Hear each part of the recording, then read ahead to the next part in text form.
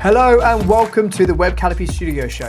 I'm your host, Tom Andrews, and I'm joined by Web Canopy Studios CEO, John Aikin. In today's episode, we're going to dive deep into a concept that flips the traditional marketing model right on its head, and it's called marketing backwards. You're about to discover how bridging the gap between your sales marketing teams can supercharge your business's growth, how lead scoring can help your sales team prioritize prospects for better engagement and conversions, and how using educational content to build trust and authority with your audience is the single best way of turning leads into loyal customers. So stick around as we unpack these strategies, share real-world examples, and challenge traditional marketing norms. Trust me, you won't want to miss this.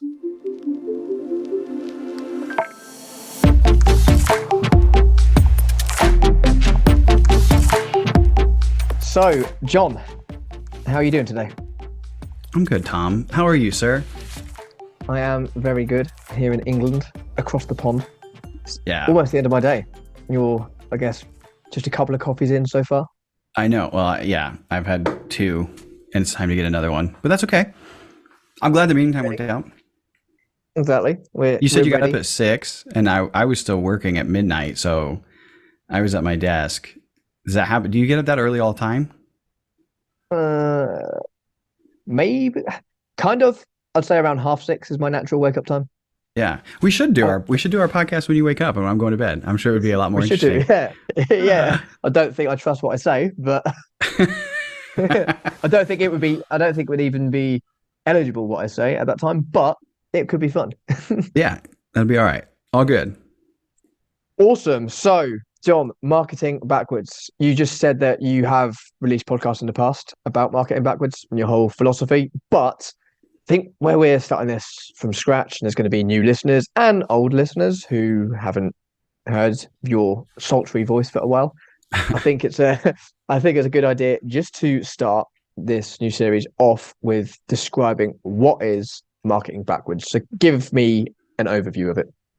Yeah, great question. So the idea of marketing backwards is focused on looking at the metrics that matter the most for your business and building your entire marketing, your sales, your operations, your cross-sell, upsell, retention model around those metrics. And so often when you have these situations where your sales team is working in a silo and the marketing team is working in a silo and they're not really getting a lot of cross-pollination, it is very easy to think about completely separate metrics and completely separate goals in mind. So the marketing backwards concept is essentially like, let's identify what those key numbers are that we want to work with. Almost always, this is like spoiler alert, almost always they are revenue related, sales, revenue, cross-sell. Even if you're just getting marketing leads past to sales, it's MQLs, it's opportunities, deals created, things like that. Mm-hmm. And then start looking backwards from there and identifying things in your process that are creating those avenues, that are opening those doors. And that's really where it's at, because most of the time when people think about marketing, they're thinking top of funnel, high level, especially when you're looking in a B2B world. It's very different. You're selling to a consumer and you're selling directly to, hey, like buy these t-shirts or buy this package. You're literally living at bottom of funnel sale point, right? Like that's where you're focused. But if you're not in that world, which is pretty much everybody that I talk to, you are focusing on, so many people focus on that top of funnel world, social media post, what are we going to talk about on Instagram today? What's the blog post that we're getting out? How are we doing on SEO? Is our website traffic going up? Are we getting clicks in our ads? And yes, valuable points. Those are important. Email open rates, yes, they do have a place and they are very important. But if they're not coming to a specific means at the end, it's irrelevant. It's just a lot of activity for no real output. And so that's the concept of marketing backwards, is starting at the end, identifying the goal, and then kind of reverse engineering what has to happen to impact that goal. I love that. That is so cool as well. When I've worked with clients in the past who have, like you said, probably been marketing forwards, I guess, where they have started at that top of funnel. And one thing that really stood out to me was they never really gained traction in any of their campaigns, because the top of funnel stuff, like you said, that is really important, but it takes time to get going. And if you're not starting where the money is made, where the sale is done, where the deal is closed, then essentially I just find that you're spinning your wheels for months and months and months, and you're probably actually going to give up before you actually see like the fruits of your labor, essentially. Yeah, So absolutely. let me just ask, Go can ahead. I just ask you one thing? I want Yeah. to get your opinion. So say I'm a new client and I'm coming to you and saying, John, this like I say I'm a manufacturing business. John, like we need to get more leads. Simple as that. What would be your first advice, or maybe even the first question you'd ask me if that was the case? Yeah, that's a really great question. And this happens all the time in the relationships we deal with our clients now. So the very first thing that has to happen is, okay, you're saying I need more leads. I need to have more. Essentially what you're asking for is your sales team to have more at bats. So quick story, quick background. We've had a number of times working with clients years ago where we would be doing a lot of marketing on that front end piece, not thinking about marketing with the end in mind. And so we were helping them create blogs and doing social and like forms and things on their website, email campaigns and so on. And we were just absolutely thrilled for this one client because we were like, hey, look, we brought 30 new deals in this quarter. Like, look at the deals that are in the pipeline. That's 30 new at bats for your sales team. That is awesome. I'm thinking we're going to go tell this client, hey, we got to bump our services. Like, we're going to make them all kinds of money. And they gave a cancellation notice to us like that same week. And I'm like, this can't be right. Like, there's something wrong here. How are we? This should be like agency fails 101 from back in the day. And so I get on the phone with the client. I'm like, hey, I just want to make you aware. I got the cancellation notice. I wanted you to see, like, I feel like we crushed it with you this quarter. Your team was great. My team was great. We got a lot going on. And he's like, yeah, 30 deals. I needed 90. And I'm like, okay, where was that in the conversation when we're talking about what your goals are and where you want to be and what you want to do? He said, well, we just didn't know it at the time. And I'm like, okay, so maybe what if we reframe, instead of canceling our agreement, what if we reframe and talk about, let's set the goal and then have my team understand how we can help hit that goal through whether it's different re-engagement actions, whether it's ads, whether it's some kind of webinar, workshop, boot camp kind of process. And so that is a really great scenario to explain kind of where you were just asking that question of like, what would I want to know, or what would my first question be if a client or a manufacturing VP of marketing said that to me? And I would say, I need to identify what the goal is. So when you're asking or saying, I need more leads, what should we do? I want to know what you're doing now. I want to know how that's performing. Is that good? Is it bad? And then I want to know where you'd like to be. And so if I can see where we're at now and I can see where you want to go, what the next step then is to break it down and to start identifying 3 to 4 to 5 key obstacles in the way of getting there. And so then as a team, we collaborate and break down what those obstacles would be. So those obstacles, are they generally the same obstacles, like from client to client, or are they vastly different on an individual basis? Great question. They are generally the same, depending on the kind of process that company is working with. So in most cases, it's usually just a disconnect between what the marketing team and what the sales team is doing.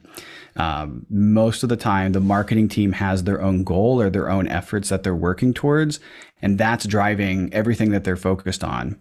But they're not necessarily tying that into the sales team's quota or how that impacts. The other thing that I've seen with that is the marketing team sometimes does really care about that, and they really are invested in that.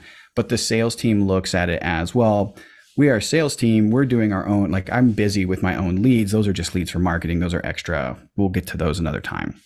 And so there's not really that cross pollination thing happening, and they're not connected there.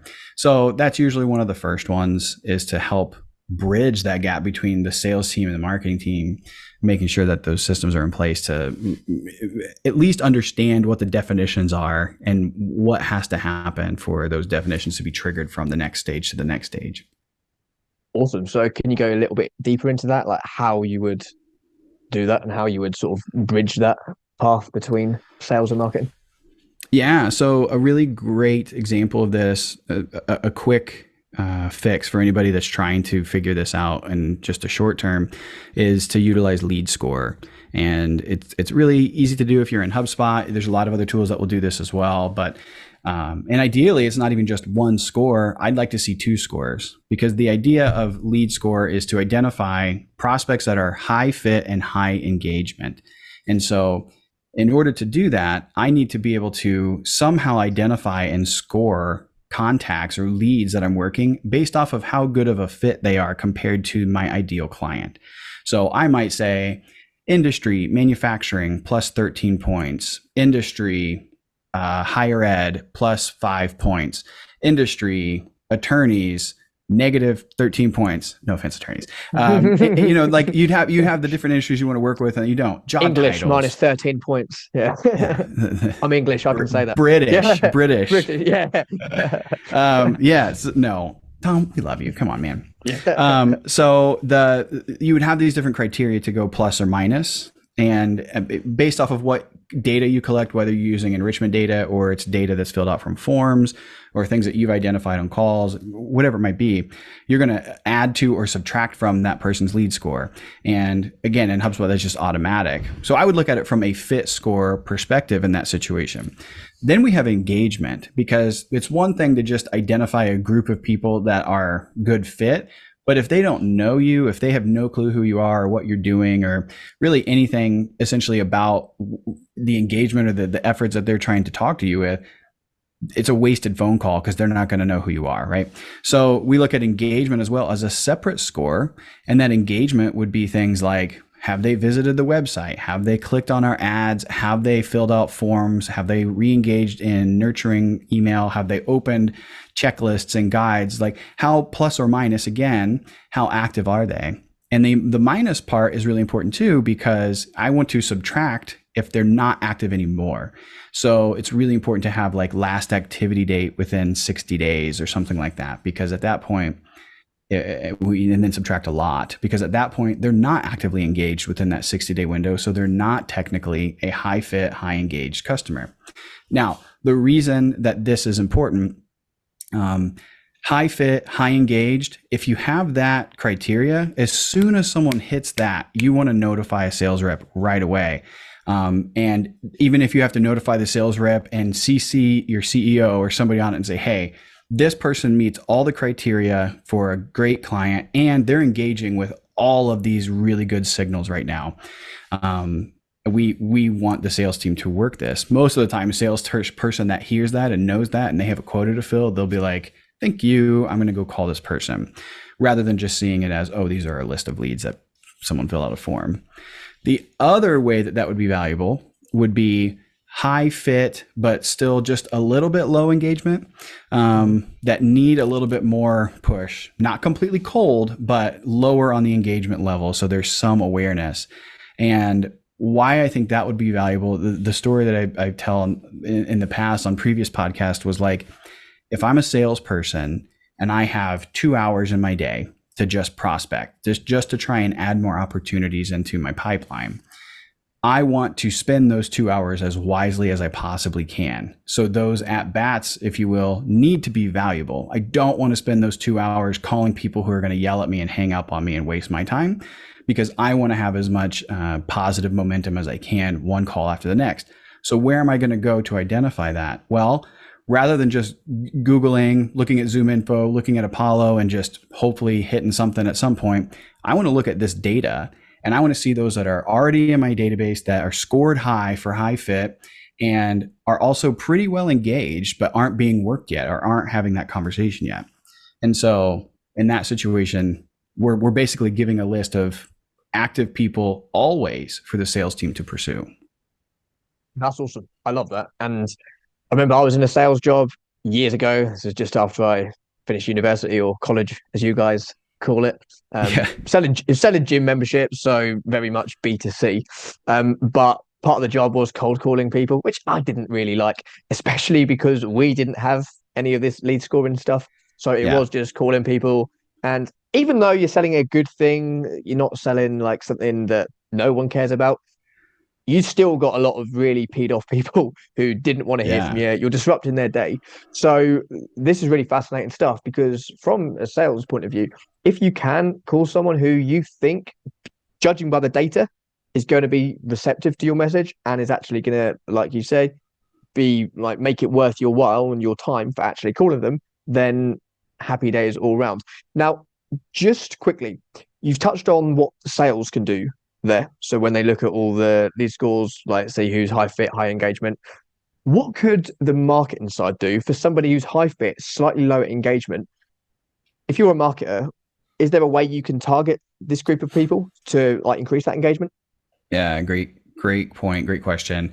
I think the biggest opportunity here is not necessarily about awareness. This is a more consideration kind of approach. And what I mean by that is this is where it's really important to focus on relationship building and trust building authority, letting people know that this is a very safe and secure means of solving the issue that they have. Again, at this point, a lot of people still talk about themselves all the time.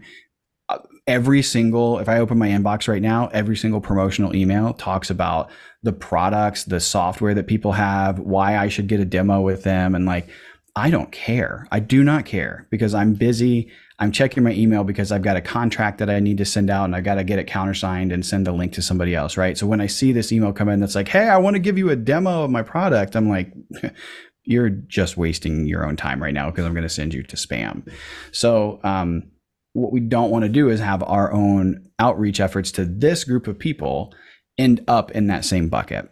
And so the best way to do something like that, if I'm on a marketing team and I'm trying to warm up people who kind of know us, maybe they're on our list, maybe they've done some things with us, but they are good fits, at least from our own perspective with the data we have, I want to build authority and build trust with them. And the way I'm going to do that is through a workshop, is through a training, is through some kind of, let me help you identify what you like, just something within your role of what you don't want to have happen in the future, or what you need to be aware of. So a perfect example, one of our clients was a higher end software, and they were for construction companies that needed to make sure all of their employees, all of their contractors had the correct credentials and OSHA certifications and all these different things so they could go pursue government work.